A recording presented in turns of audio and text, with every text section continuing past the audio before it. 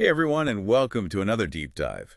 Today we are talking all about AI and how it's changing the world of creativity. So we are looking at a report actually from the Japanese government about generative AI, and they put together a whole guidebook. Really? Wow. Yeah, so this is they're taking this pretty seriously. They want to understand the possibilities and also the challenges that AI is bringing to their creative industries. Japan taking this seriously, it adds kind of another level of intrigue to it, doesn't it? Mm-hmm. So what was one thing that you thought was just mind-blowing when you were looking through this report? You know, the one that stopped me in my tracks was this thing called the AI murder mystery game. Okay. So imagine like an entire game, the plot twists, the visuals, totally crafted by AI. The entire game. Yeah, not just like some background music or art assets. Yeah. The entire game. And crazy. It really makes you think about where interactive storytelling could go in the future. No. Right. I mean, what if you could play a game where the story like actually molded itself around your choices and created a truly unique experience? It's like having a personal screenwriter or something, just crafting the story for you as you go. That's amazing. But all this innovation probably comes with a whole new set of questions too, right? A ton of them. And that's where I think the Japanese report is pretty interesting. Yeah. They have what they call a risk-based approach. Okay. So essentially, they're trying to balance that excitement of AI with the potential dangers. They even go so far as to define like specific roles within the AI landscape, right? So you got your AI developers who create the tech. You have AI providers who offer it as a service. Right. And then, of course, you have AI users, which could be businesses or organizations. And then you have non-business users, which is like you and me. Okay. Just people messing around with it. Got it. So it's not just like blindly embracing the tech. No, they're being cautious. They're trying to think about the ethical and legal implications before it's, too late. Yeah. That makes a lot of sense, because even I can see like right off the bat how like the legal complications could get really messy really fast. Like if I'm using AI to create a logo for my business, like who owns that? Oh, yeah. And that gets to one of the biggest legal headaches, right? Which is copyright. Of course. Can AI created content even be copyrighted? Yeah, there's the question, right? Like who owns what the AI makes? Yeah, exactly. The company that built the AI, the person using it. Right. It's a really good question, and the report really digs into this quite a bit. Yeah. And it turns out there's no easy answer. Figures? It really depends on the level of human input. Okay. So, like, let me give you an example. Let's say you drew a sketch and then used AI to, like, add color and detail. Right. The copyright would likely still be yours because you provided the original creative vision. So it's almost like the AI is just a tool in that sense, right? Yeah, like a fancy digital brush. Right. But what if you just gave the AI a vague command, right? Like create a painting of a cat wearing a hat. Right. In that case, things get a little trickier. Yeah. Because the AI is making more of the creative decisions. Right. So if I'm letting the AI do most of the work, then maybe I don't own the copyright. Yeah, potentially. And to make things even more confusing, the terms of service for different AI tools can vary widely. Okay. Some companies might claim ownership of everything the AI generates, while others give you, the user, more rights. So it's almost like I have to read the fine print before I even start playing around with these things. Well, you do. It's part of navigating this new world, right? It is. It's all uncharted territory. And copyright is just the tip of the iceberg. There are other ethical and legal considerations to think about too. Like, for example, did you know that AI can sometimes generate completely false information? They call these hallucinations. Wait, hold on. So it's not just plagiarism or copyright? Right. It's like the AI could be making stuff up and presenting it as fact. Yeah, it's like the AI has a really vivid imagination, but it can't always distinguish between what's real and what's not. Okay, so this is starting to feel like something out of a sci-fi movie. I know, right? A little bit. But it's also happening right now. Yeah. And that has major implications for things like the spread of misinformation, fake news. Hey. But, it's not all doom and gloom. The report also talks about how AI can actually help protect personal information. Oh, okay. By ensuring it's handled properly in compliance with privacy laws. So it can be used to create fake news, but it can also be used to protect our privacy. It's like, how is it being developed? Who's using it? Exactly. That's why the report emphasizes this idea of AI augmentation, which is like using AI to empower human creativity, not replace it. Okay. It's more like a tool to help us take our ideas to the next level. Yeah, and I love that even the report's cover art was created with the help of AI. I know, right? So cool. Kind of visually reinforces that whole idea. It does. Okay, so we've got all this incredible stuff, these ethical, these legal considerations. Where do we go from here? Well, let's dive into some specific examples from the report that show how AI is already being used to change the creative game. Let's do it. Let's get into the nitty-gritty. So one example that I thought was really interesting was this Ito and Oi Osha commercial. Oh, yeah. Featuring an AI talent. I think I remember seeing something about that. It was like all over the tech blogs or something. What was that? Yeah, so they basically used AI to create like this hyper-realistic digital human. Oh, wow. For the commercial. So it's not like a cartoon or an animation. Right. It looks like a real person. So there wasn't even a real actor involved? Well, for the face at least, no. They used a real model of the body movements. Okay. But the face was entirely AI generated. Wow. And the report talks about how they kind of combined all these different techniques and then they meticulously refined the digital face to make it like unbelievably lifelike. That's wild. I bet the Screen Actors Guild is freaking out though, huh? Yeah, and the report acknowledges that. Yeah. But it also points out that this technology could actually expand creative possibilities. Oh, okay. Right. Like imagine being able to cast like a virtual actor who can perfectly embody any character, regardless of age, appearance, or even species. Yeah, good. We could see totally new forms of storytelling and performance emerge. Okay, so it's not just about replacing human actors. It's about opening up all these new creative doors. Exactly. Cool. Okay, so virtual actors are on the rise. What else is shaking up the creative scene over in Japan? Well, let's move from advertising to marketing. Okay. Cyber Agent, which is a Japanese company, has developed something called Kyoku AI. Okay. And this might be a game changer for your business, too. Oh, really? Yeah.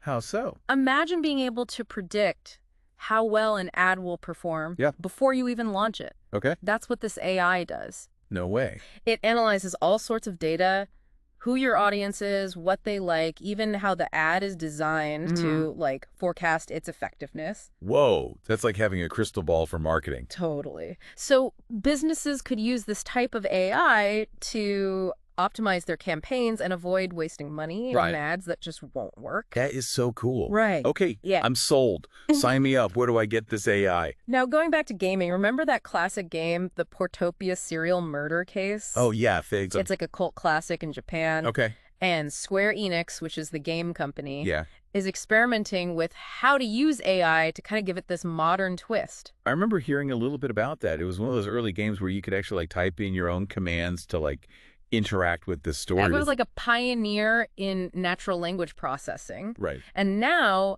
they're using AI to take that concept even further. Okay. So imagine being able to actually talk to the characters in the game. Yeah. And have this like real conversation. That goes beyond just choosing from a list of pre-written options. Wow, that would be incredible. Right. It would be so much more immersive. Totally. It's like you're kind of blurring the line between a game and real life, right? Yeah. And it just goes to show like the potential of AI to create these like personalized interactive experiences that are unlike anything we've seen before. Okay. So we've got AI making waves in advertising. We got marketing, gaming. What other industries are they experimenting with over in Japan? Well, given Japan's reputation for animation, of course, it's no surprise that they're looking into that too. And they're exploring all sorts of ways to use AI, from automating, tedious tasks to actually generating whole new visual styles. Wait, hold on. Automating tasks, I get, but how can AI create like a new art style? I know, it's pretty crazy, right? Yeah. There's this one studio, K&K Design. They're using AI to create like variations on existing character designs. Okay. So you could take like a beloved character and see what they would look like in a different art style with different features. Oh, that's cool. All sorts of possibilities. So like classic Disney characters reimagined in the style of anime. Exactly. Okay. Of course, the report's also careful to point out that, these tools need to be used responsibly. Right. Right. It's important to respect the original artist's creative vision and rights and all that. Absolutely. So yeah, AI could be used to breathe new life into like classic characters or even to develop entirely new art styles. Yeah. Are there any other ways AI is being used in animation? Definitely. So think about like background art in animation. Okay. Right. Often it's super detailed. Right. And these like intricate scenes take hours and hours to create. Of course. Yeah. And now some studios are using AI to generate these complex and realistic backgrounds. Oh, really? From just like simple sketches or even text descriptions. So instead of having like a team of artists spending weeks, months, painting every leaf on a tree or every brick in a wall, yeah, they can have the AI do it almost instantly. Pretty much. Wow. That must be freeing up so much time and resources. Totally. And then the artists can spend more time, focusing on the characters and the story and all those nuanced details that really make animation come alive. Okay, so we've seen AI being used to create digital actors, predict ad success, transform games, and even revolutionize animation. It really feels like every creative industry is being touched by this technology in some way. Yeah, it's pretty remarkable. But the report doesn't just focus on the positives. Right. It also, doesn't shy away from the potential downsides. Right, right. We talked about copyright. Yeah. We mentioned, deep fakes and stuff like that. Right, right. But those AI hallucinations we talked about earlier? Oh, right. That's something they address as like a serious concern. It is pretty scary to think about, like the potential for like AI to generate like fake news articles or just completely misleading information. Right. But it's presented in a way that looks totally real. Absolutely. And it's one of the reasons why the report like stresses the importance of human oversight, right? Yeah. AI can be this like powerful tool, but it's not a replacement for human judgment and critical thinking. So it's not just like set it and forget it. Exactly. Okay. Creators and businesses need to be vigilant, right? Right. About fact-checking, verifying sources, and making sure that what they're putting out into the world is accurate. Right. It's like anything else. It's a powerful tool, but you have to know how to use it responsibly and safely. Exactly. Like you wouldn't just hand someone a chainsaw and be like, okay, go have fun. Exactly. There's some instructions needed. Okay, well, speaking of responsibility, the report also talks about this idea of AI augmentation, right? It's not about replacing human creativity, but more about like enhancing it. Can you remind me what they mean by that? Yeah, so it's basically about using AI as like a partner, a collaborator in the creative process. So it can take over those, tedious tasks, help you generate new ideas, push the boundaries of what's possible, right? Think of it like a collaborator who can just bring like a fresh perspective, right, and help you see things in new ways. I like that. Yeah. It's a collaborator, not a competitor. Exactly. Yeah. And to make that vision a reality, they actually lay out a framework for responsible AI development and use. Oh, interesting. Okay. What does that framework look like? Well, one of the core principles is transparency. Okay. They talk about how it's super important to be open about how AI is being used, what data was used to train it, even acknowledging, its limitations. So basically, if people are going to trust AI-generated content, they need to understand where it came from and how it was made. Precisely. It's about building trust, right? Yeah. And making sure AI isn't seen as just this mysterious black box. Right. Okay, so transparency, what else is important? Well, another big one is accountability. Okay. So if something goes wrong, like let's say if the AI generates content that's harmful or it violates someone's rights, there needs to be a way to like trace it back to the individuals or organizations that are responsible. So we can't just blame the AI and call it a day. Right. Accountability is really crucial for making sure that AI is being used responsibly. Makes sense. Okay. Transparency, accountability, anything else? Yeah. The third thing that they really emphasize is human oversight. Okay. So they're saying that, humans need to be involved at every stage of the process, right? Yeah. From setting the initial goals to reviewing the output. So we're not just setting the AI loose and hoping for the best. Exactly. We're guiding it. We're making sure it's being used ethically. Precisely. And this kind of goes hand in hand with another concept that they talk about, human-centered AI. Human-centered AI. I like the sound of that, but what does that actually mean? It means putting human needs and values at the heart of AI development. Okay. Right. AI should be designed to serve humanity, not the other way around. Right. So it's not about creating AI for AI's sake. It's about creating AI that benefits us. Exactly. Makes sense. And while the Japanese report focuses specifically on content creation, I think the principles they outline have broader implications for how we develop and use AI in every industry. This is a lot to take in. It's really thought-provoking, though. So where do we go from here? What does this mean for us regular folks who aren't, like, AI experts? Well, I think the biggest takeaway is that AI is here to stay, and it's going to impact every part of our lives. Yeah. Whether you're an artist or a business owner or just someone who consumes content, Right. Understanding AI is no longer optional, it's essential. I agree. It really does feel like it's going from like a sci-fi concept to just a regular part of life. Totally. And this Japanese government report really gives us a great roadmap for navigating this new world. It does. Now, we did touch on copyright a bit earlier, but the report gets into a lot more detail about like all the legal complexities around AI-generated content. They even like break down those specific roles in the AI ecosystem that we talked about, like those AI developers, AI providers, and AI users. Should we unpack those a little bit more? Yeah, let's do it. Okay, so let's start with AI developer. What exactly is an AI developer? So the AI developer is basically the one who creates the AI system itself. Okay, so they're the ones who are building these incredible tools.